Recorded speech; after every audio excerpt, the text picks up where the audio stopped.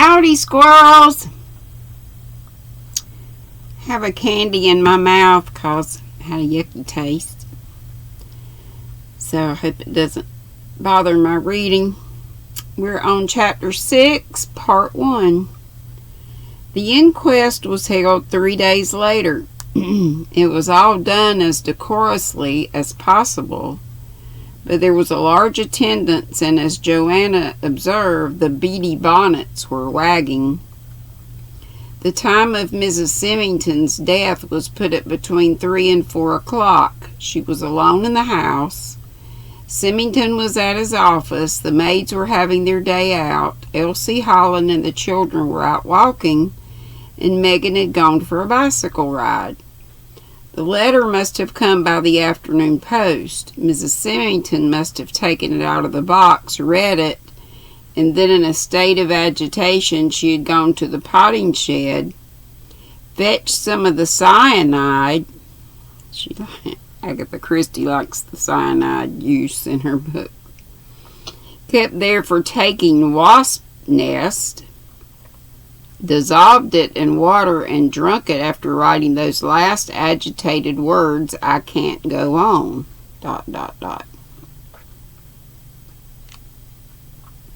Owen Griffith gave medical evidence and stressed the view he had outlined to us of Mrs. Symington's nervous condition and poor stamina. The coroner was suave and discreet. He spoke with bitter condemnation of people who write these despicable things, anonymous letters. Whoever had written that wicked and lying letter was morally guilty of murder, he said. He hoped the police would soon discover the culprit and take action against him or her. Such a dastardly and malicious piece of spite deserved to be punished with the utmost rigor of the law. Directed by him, the jury brought in the inevitable verdict: suicide whilst temporarily insane. The coroner had done his best, Owen Griffith also, but afterwards, jammed in the crowd of eager village women, I heard the same hateful, sibilant whisper I had begun to know so well. "No smoke without fire, that's what I say. Must have been something in it for certain sure. She would have never done it otherwise." Just for a moment I hated Limstock and its narrow boundaries and its gossiping, whispering women. Part 2 already. It is difficult to remember things in their exact chronological order.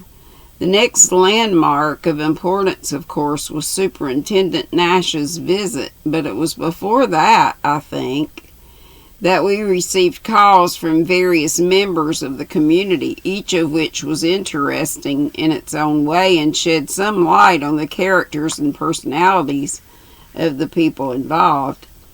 Amy Griffith came on the morning after the inquest. She was looking, as always, radiant with health and vigor, and succeeded also as usual in putting my back up almost immediately. Joanna and Megan were out, so I did the honors. "Good morning," said Mrs. Griffith. "I hear you've got Megan Hunter here?" "We have."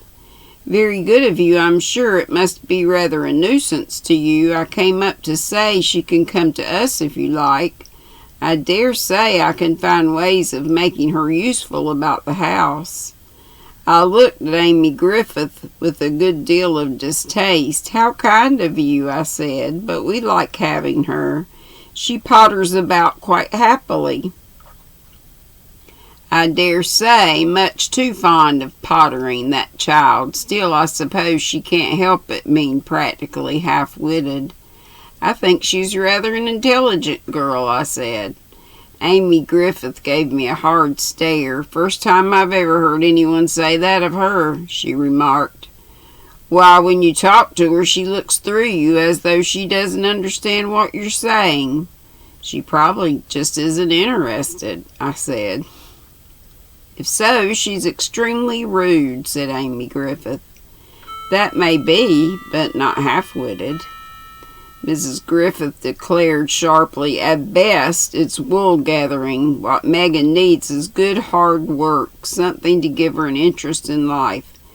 You've no idea what a difference that makes to a girl. I know a lot about girls. You'd be surprised at the difference even becoming a guide makes to a girl. Megan's much too old to spend her time lounging about and doing nothing. It's been rather difficult for her to do anything else so far, I said.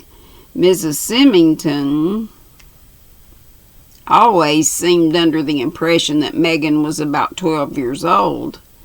Miss Griffith snorted. I know. I had no patience with that attitude of hers. Of course, she's dead now, poor woman, and so one doesn't want to say much, but she was a perfect example of what I call the unintelligent domestic type. Bridge and gossip and her children, and even there, that Holland girl did all the looking after them. I'm afraid I never thought very much of Mrs. Symington, although, of course, I never suspected the truth. The truth? I said sharply. Miss Griffith flushed. I was terribly sorry for Dick Symington. It's all having to come out as it did at the inquest, she said. It was awful for him. But surely you heard him say that there was not a word of truth in that letter, that he was quite sure of that? Of course he said so. Quite right. A man's got to stick up for his wife. Dick would. She paused and then explained. You see, I've known Dick Symington a long time. I was a little surprised. Really? I said. I understood from your brother that he only bought this practice a few years ago. Oh, yes, but Dick Symington used to come and stay in our part of the world up north. I've known him for years. Women jump to conclusions that men do not. Nevertheless, the suddenly softened tone of Amy Griffith's voice put, as our old nurse would have expressed it, ideas into my head. I looked at Amy curiously. She went on still in that softened tone. I know Dick very well, and he's a proud man and very reserved, but he's the sort of man who could be very jealous.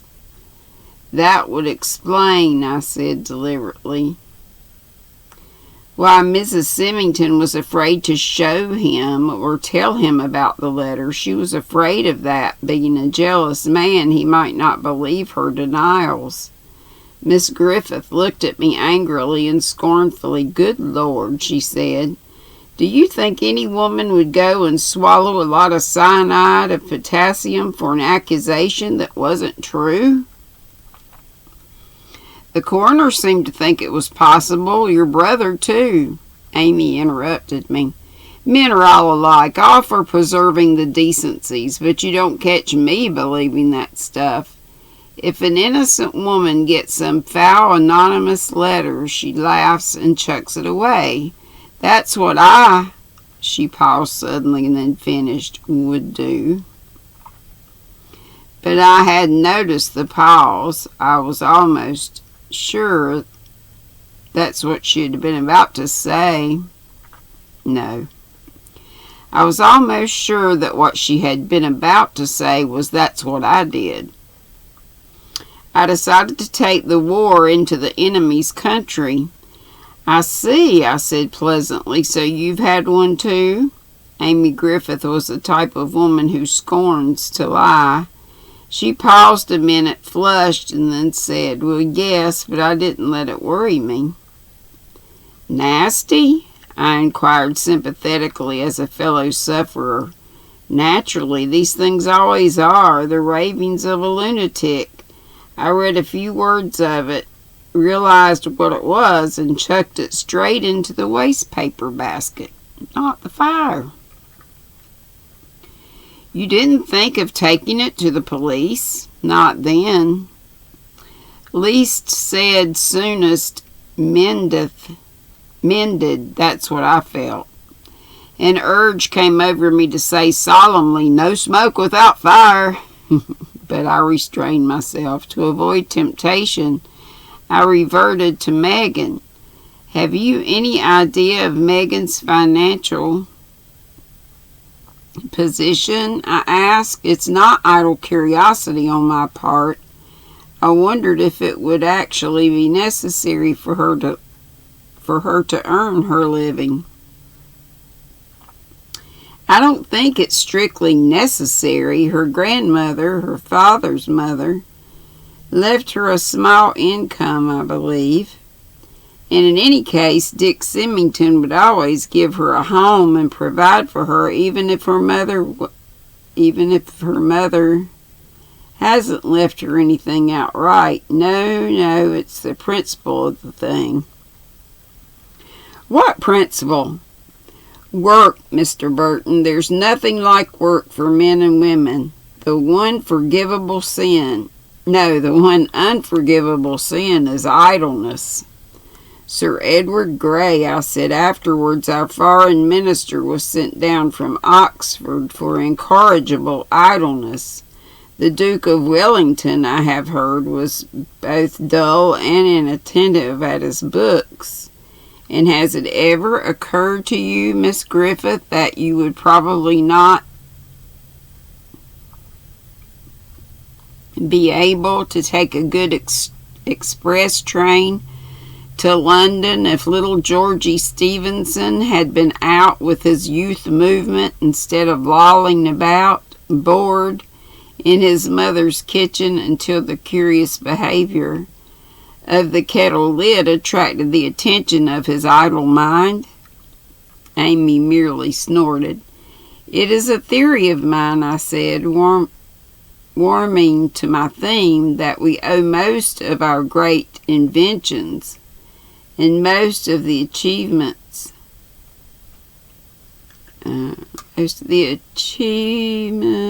of genius to idleness, either enforced or voluntary. The human mind prefers to be spoon-fed with the thoughts of others, but deprived of such nourishment, it will reluctantly begin to think for itself, and such thinking,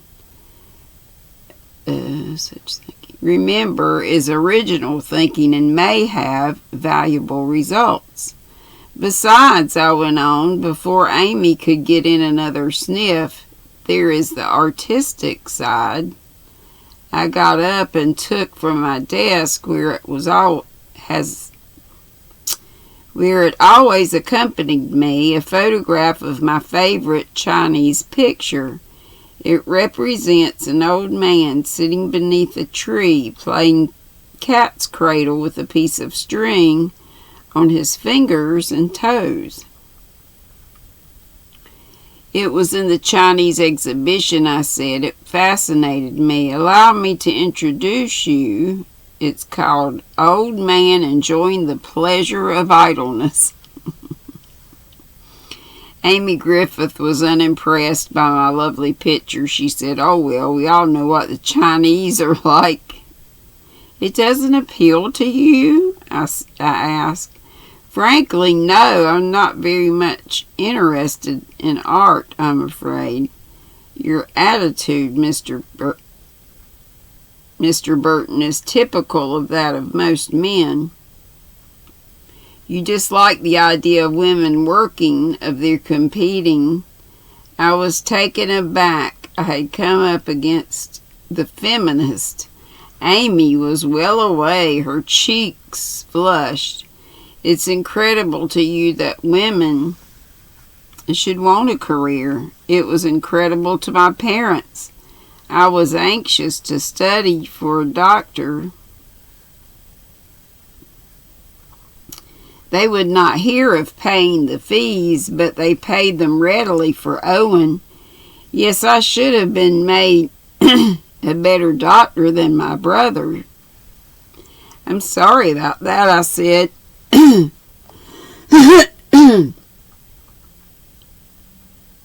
"It was tough on you. If one wants to do a thing, She went on quickly. Oh, I've got over it now. I've plenty of willpower. My life is busy and active. I'm one of the happiest people in Limstock.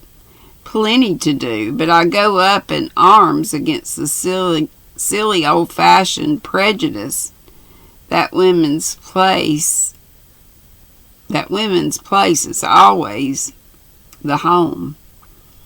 I'm sorry if I offended you, I said, and that wasn't really my point. I don't see Megan in a domestic role at all.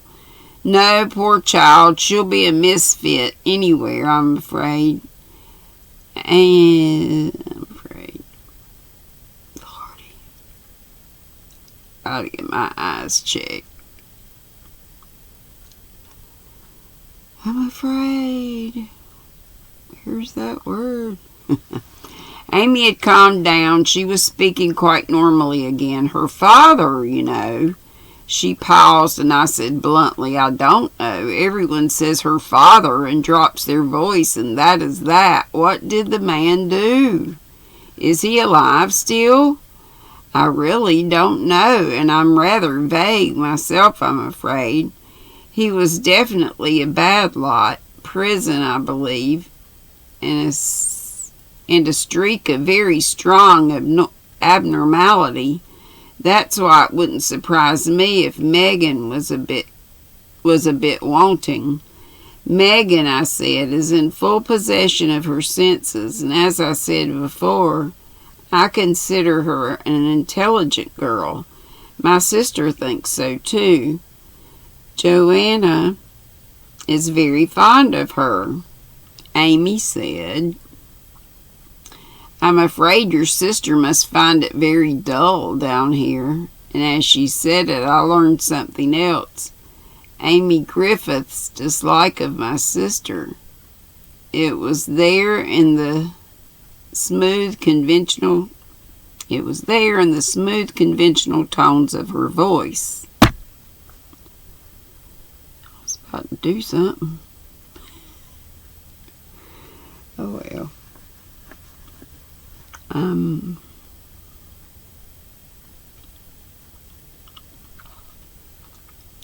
We've all wondered how you could both bear to bury yourselves in such an out-of-the-way spot. It was a question, and I answered it. Doctor's orders. I was to come somewhere, very quiet, where nothing much happened. I paused and added, not quite true of Limstock now. No, indeed.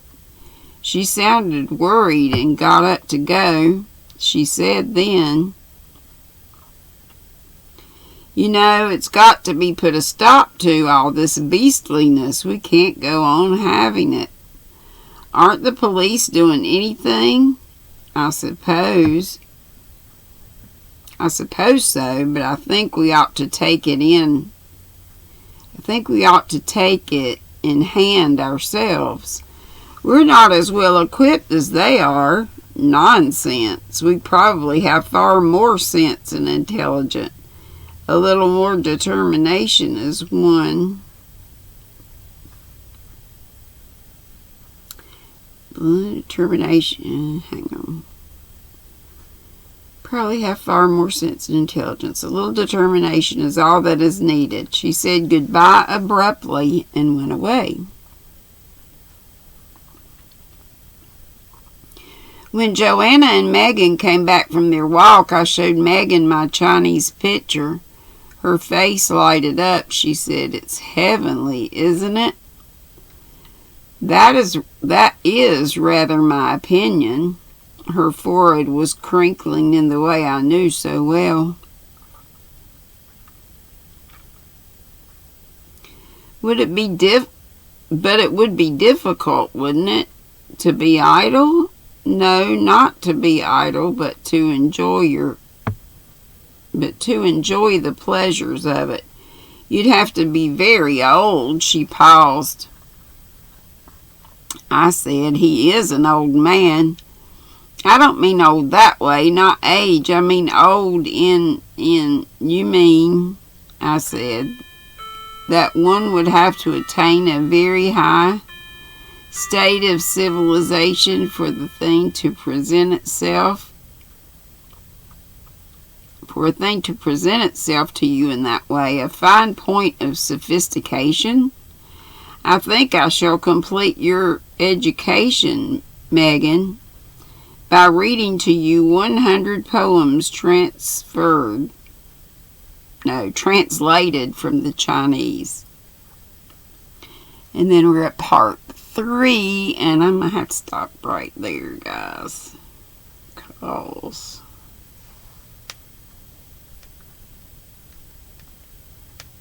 there's lots of parts in this chapter, which is strange. Yeah, there's a bunch more to go, see.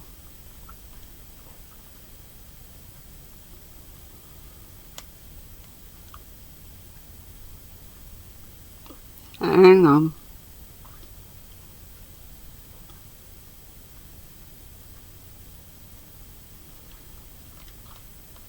Get back where I stopped.